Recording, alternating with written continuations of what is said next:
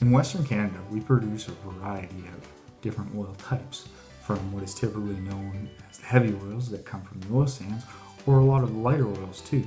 So the heavy oils, yeah, they do come from the Fort McMurray area, but also around Alberta and Saskatchewan, typically in shallower zones. But then we also produce a lot of light oil from zones such as the Cardium, which we've been doing for quite a while.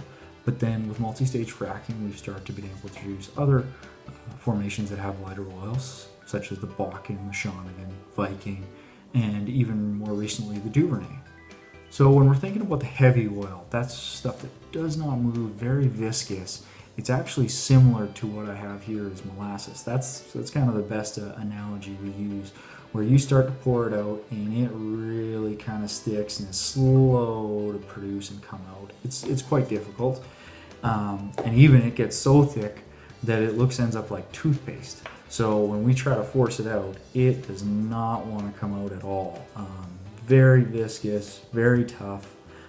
Typically what we end up doing is heating it up with some sort of steam or hot water or a variety of sort of things to help it get moving, reduce the viscosity. Whereas the lighter oils, they're almost the equivalent of gasoline or jet fuel. So similar sort of properties as water almost when it comes to being able to pour and move around and such like that. So when we talk about oil and how heavy or light it is, usually we refer to it as the oil density. And one of the ways we discuss it is through talking as a degrees API.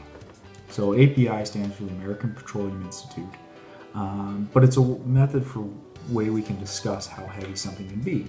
So what we do is we take the specific gravity of that oil or fluid, and we take 141.5 divided by that specific gravity, and then minus 131.5, and we produce the degrees of API. So for an example, water that has a specific gravity of 1, you'd end up with a API of 10.